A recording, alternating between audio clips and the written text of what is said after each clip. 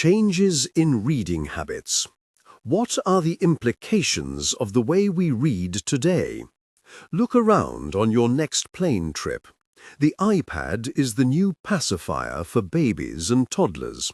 Younger school-age children read stories on smartphones. Older kids don't read at all, but hunch over video games. Parents and other passengers read on tablets or skim a flotilla of email and news feeds. Unbeknown to most of us, an invisible game-changing transformation links everyone in this picture.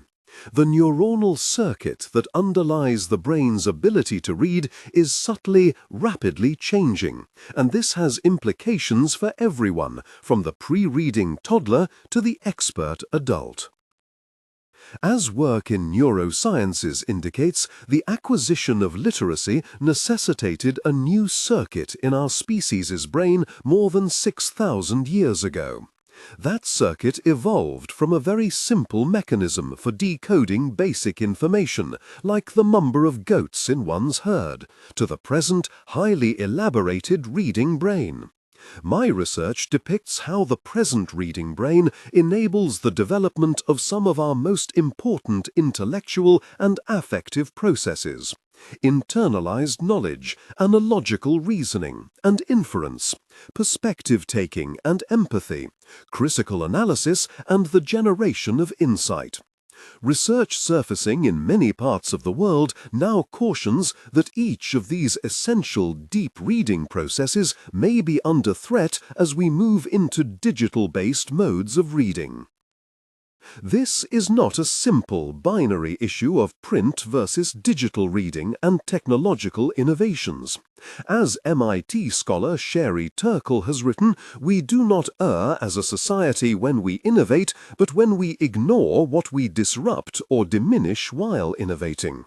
In this hinge moment between print and digital cultures, society needs to confront what is diminishing in the expert reading circuit, what our children and older students are not developing, and what we can do about it.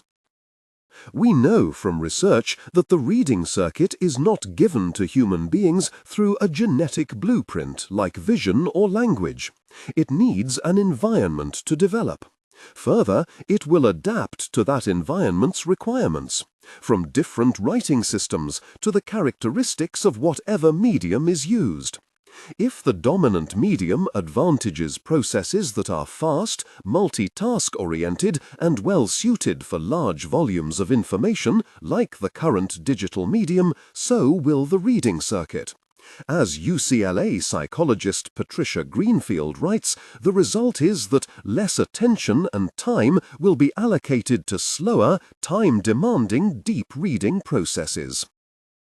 Increasing reports from educators and from researchers in psychology and the humanities bear this out.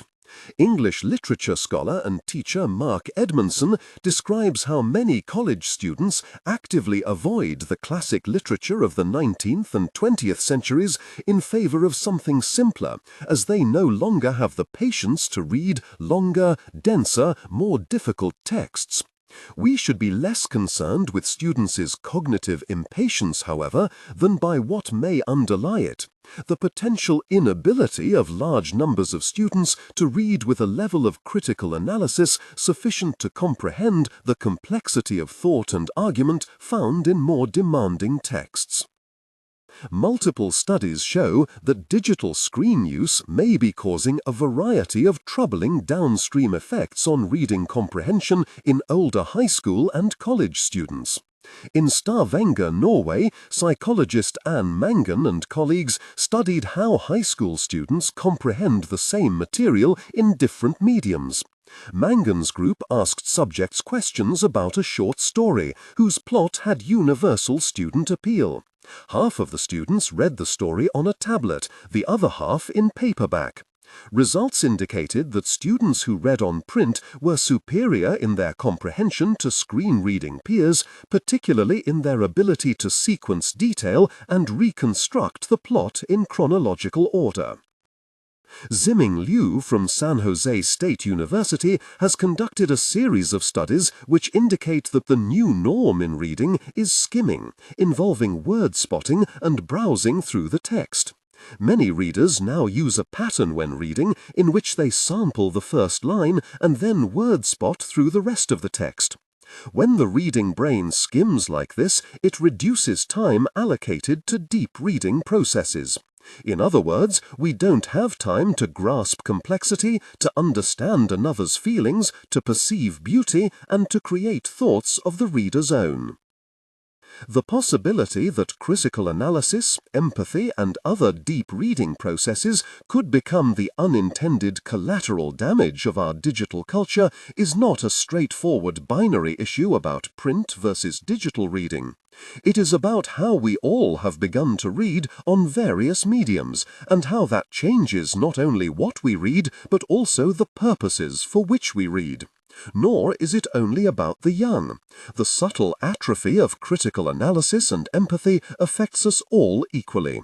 It affects our ability to navigate a constant bombardment of information. It incentivizes a retreat to the most familiar stores of unchecked information, which require and receive no analysis, leaving us susceptible to false information and irrational ideas.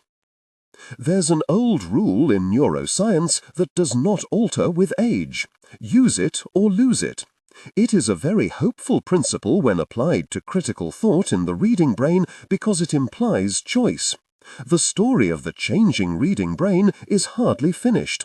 We possess both the science and the technology to identify and redress the changes in how we read before they become entrenched.